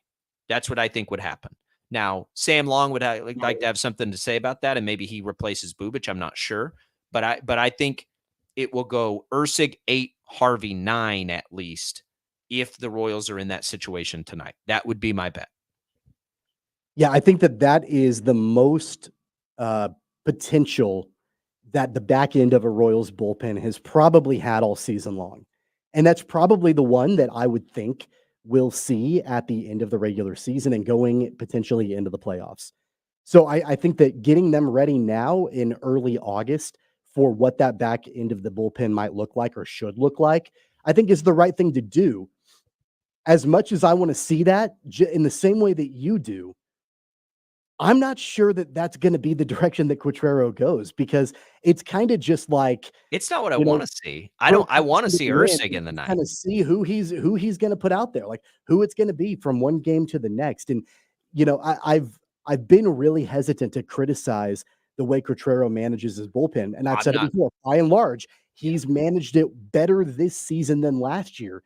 But now you're at a point where it's big time, high leverage situations that have ramifications towards a playoff chase. It can't just be a game by game. Who's available? Let's see who we can throw out. No.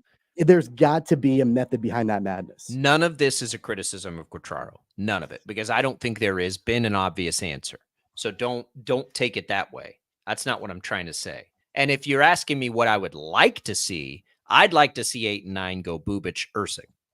I don't think that's what I'm going to see. I think that he feels obliged to at least keep running Harvey out there to see if he can be that, because of what they gave up to get Harvey. It was a lot. And so that's probably what we're going to see. Is that the right answer? I don't think it is, but I think it could work. I just haven't seen that from Harvey yet this year. I think he's been a little shaky for me to be comfortable running him out there in the 9th. But we got time. This is what we love, right? We got time. And the Royals have got to get there. Maybe Lugo will just go 9 innings for him tonight. How about that? Or maybe the Royals offense will explode and they'll have a 12-run lead going into the 8th inning. And maybe none of it will matter. But that game you'll hear right here on KFH. It will be pregame coverage beginning again at 7:10 first pitch. So stay tuned for that. When we come back, Brandon Ayuk, the curious case of a very talented receiver. He might get traded. What impact would that have on the Chiefs? Yeah, I think it could. We'll talk about that next on Sports Daily. It's Al Brockton Caster. Don't go away.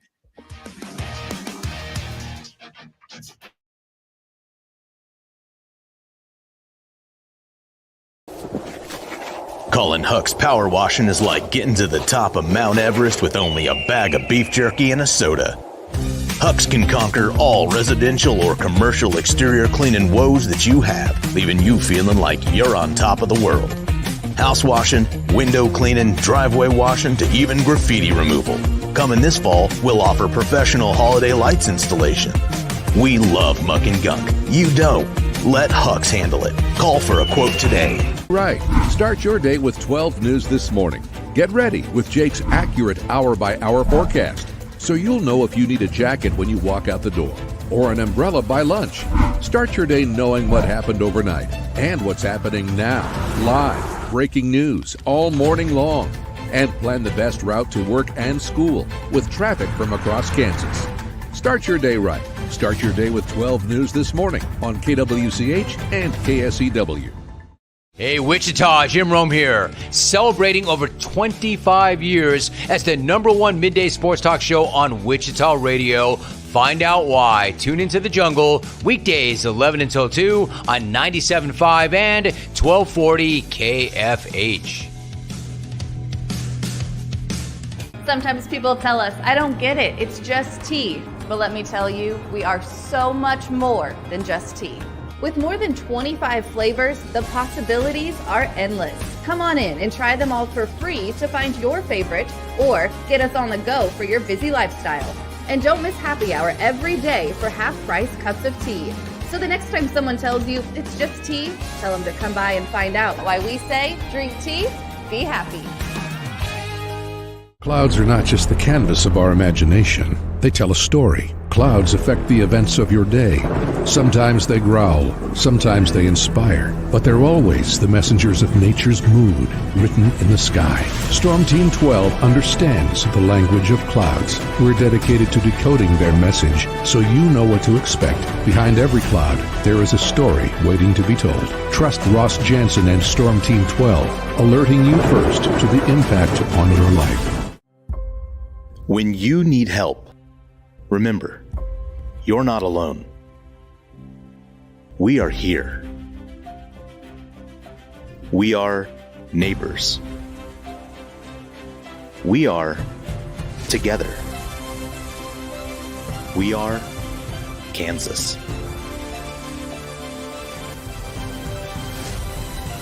We are 12 News. They say it takes a village. Come together and support local businesses in our neighborhoods. When you contribute to local shops, more money goes back into the economy. Shopping local makes our state stronger. So give back to the communities you love and watch our businesses and communities thrive. Shop local and be Kansas proud.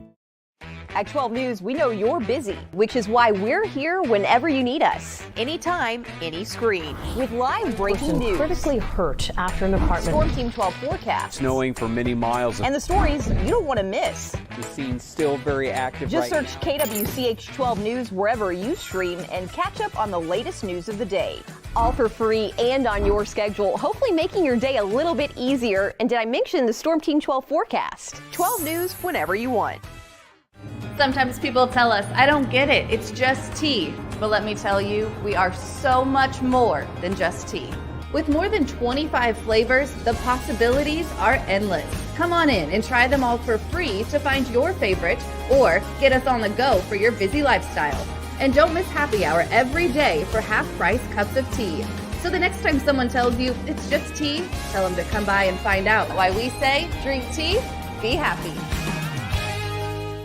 Determining fact from fiction. That's our full-time job. You need to have someone give you the whole story from every side. To help you when no one else is listening. You need someone to put you first. That's what we do. We bring you the facts first, When you need it. wherever you are. 12 News. Facts first.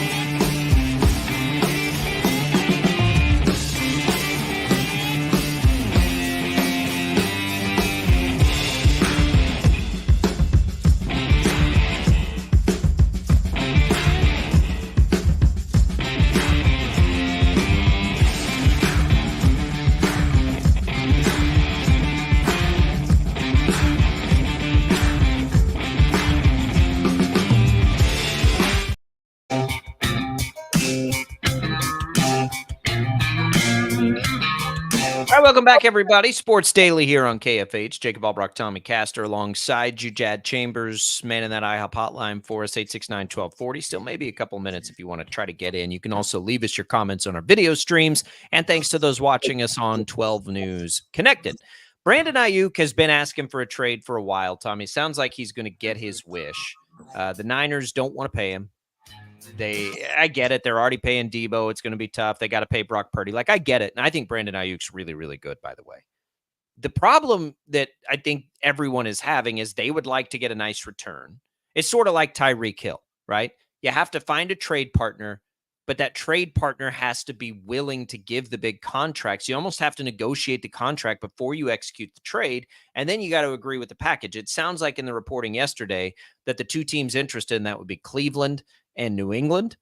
Both losses to me for Brandon Ayuk. I think they're downgrades at quarterback, downgrades offensively for Brandon Ayuk. So he's got to then decide, okay, am I willing to go to one of those places and play with a quarterback who's not quite as established in an offense that's certainly not as established?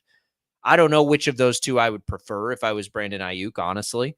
But, you know, it comes down to that if they can get the package. So when I say what does it mean for the Chiefs, I think twofold. Would Brandon Ayuk going to the Browns or Patriots impact in the AFC anything that you would expect from the Chiefs? I would say no, it would not. Not even close. But him leaving the 49ers, because the 49ers, remember, have been the odds-on favorite to win the Super Bowl, not the Chiefs. Would it impact that? I would say yes, it would. And so this is a good thing for the Chiefs, because if the Niners lose Ayuk, which I know they drafted Pearsall in the first round, and they still have a ton of talent on offense, that's got to be a win for the Chiefs. If that's the team Vegas is saying is the best chance to beat them in a Super Bowl, them losing a player of that caliber. By the way, 1,300 yards last year and 7 touchdowns, if you don't believe me. I'd say that's a win for the Chiefs for sure. Yeah, I think it is. And I think that really knowing that, you know, you've got a downgrade now with not only where Brandon Ayuk is going, but one less target for Brock Purdy in San Francisco. I do think that benefits everybody who's competing for a Super Bowl this season. I think it directly, for the most part, impacts the challengers in the NFC. There's no doubt about that. You know, because we've always known how loaded the 49ers offense has been as far as their weapons are concerned. And now you don't have to worry about Ayuk as much. There's still a tremendous amount of talent, don't get me wrong, with McCaffrey and Debo and George Kittle and, you know, et cetera.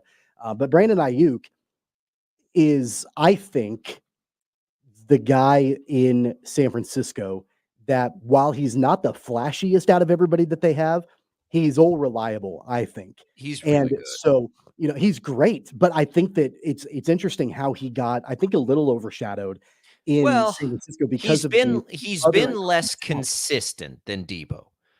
Debo probably is more impactful when he's on the field. Debo's got a different role than Ayuk does. Totally different role. Impact the game in a variety of different ways, where Ayuk is more of your traditional. Look, if I'm San Francisco and you're telling me I've got to pick, let's call it 3 out of 4 or 2 out of 3. They paid Kittle, they paid CMC, they paid Debo. I mean, I'm not going to say it's egregious that that Ayuk was the guy left out in that. I don't think it is. I think all those other guys, you can justify it. I will say, too, they made it very clear how this was probably going when they drafted Pearsall in the first round. When they did that, everyone's like, well, why do they need another receiver? That was an this insurance is why. policy. It was an insurance policy. Yeah. Ayuk had been pretty clear on his desire to absolutely for a while get paid or to move to another team. I think that for the Browns, like you now have a fairly reliable and really talented target in Ayuk that I think can help Deshaun Watson. They already have Cooper. It's the Patriots that need to make the move to help Drake May, to me. Yeah, but my point is that I think that this helps the Browns probably more than it helps the Patriots, in my opinion, because it's another really talented receiver that can help kind of shore up some of the gaps that Deshaun Watson probably has in his game. Meanwhile, with New England, I think that it's a better long-term fit for Ayuk because Drake May will need a little bit of time to get into his own, but once he does, then they can certainly build, something special between May and Ayuk if he ends up there. So I think that there are pros and cons to both potential landing places. I think that Ayuk, you're leaving a team filled with superstars. You're going to a worse team, so it's a downgrade there. But you probably have more of an opportunity to shine in either Cleveland or New England. Watson sucks. Go to the Patriots. Help Drake May. 869-1240, that's the number. We'll come back. We'll put a bow on it next.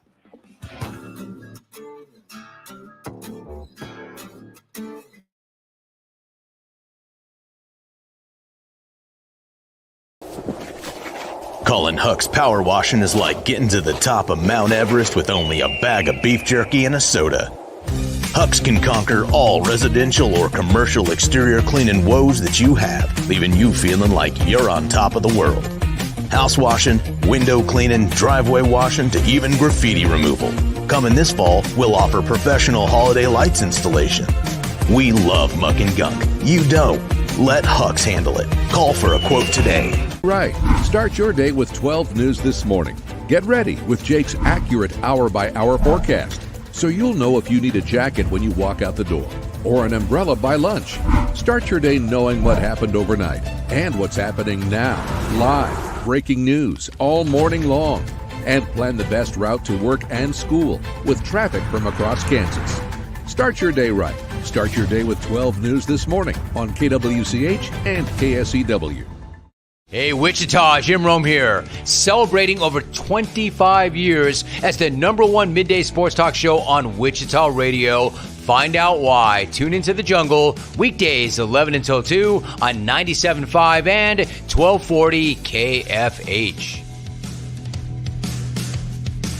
Sometimes people tell us, I don't get it, it's just tea. But let me tell you, we are so much more than just tea. With more than 25 flavors, the possibilities are endless. Come on in and try them all for free to find your favorite or get us on the go for your busy lifestyle.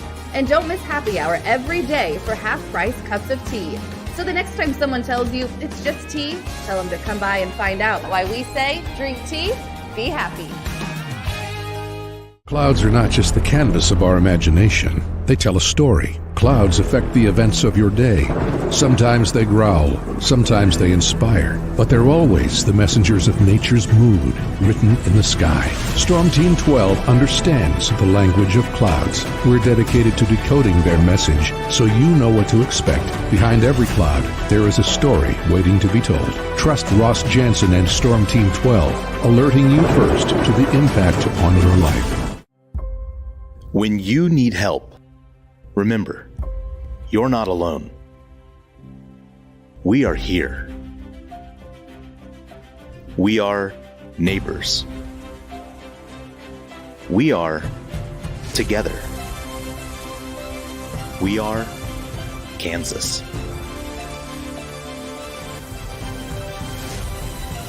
We are 12 News. They say it takes a village. Come together and support local businesses in our neighborhoods. When you contribute to local shops, more money goes back into the economy. Shopping local makes our state stronger. So give back to the communities you love and watch our businesses and communities thrive. Shop local and be Kansas proud. At 12 News, we know you're busy, which is why we're here whenever you need us. Anytime, any screen. With live breaking news. Critically hurt after an apartment. Storm Team 12 forecast. Snowing for many miles. And the stories you don't want to miss. The scene's still very active. Just right search KWCH 12 News wherever you stream and catch up on the latest news of the day. All for free and on your schedule, hopefully making your day a little bit easier. And did I mention the Storm Team 12 forecast? 12 News whenever you want. Sometimes people tell us, I don't get it, it's just tea. But let me tell you, we are so much more than just tea. With more than 25 flavors, the possibilities are endless. Come on in and try them all for free to find your favorite or get us on the go for your busy lifestyle. And don't miss happy hour every day for half-price cups of tea. So the next time someone tells you it's just tea, tell them to come by and find out why we say drink tea, be happy. Determining fact from fiction. That's our full-time job. You need to have someone give you the whole story from every side. To help you when no one else is listening. You need someone to put you first. That's what we do. We bring you the facts first. When you need it. Wherever you are. 12 News. Facts first.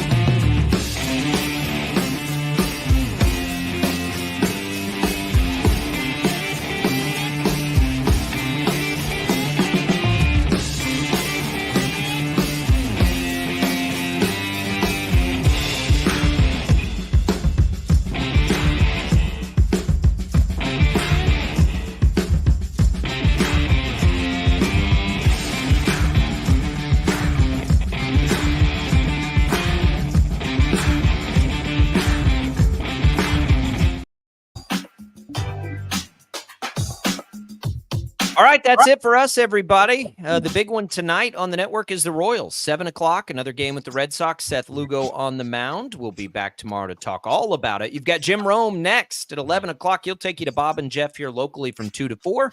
Then you get Infinity Sports Network until that 7 o'clock pregame coverage of the Royals. We'll be back tomorrow. Don't forget Grady Dick will join the program. Excited about that conversation. It'll be a fun one. Tommy, enjoy the day. We'll see you back here tomorrow. For Tommy and Jad, I'm Jacob. See you then.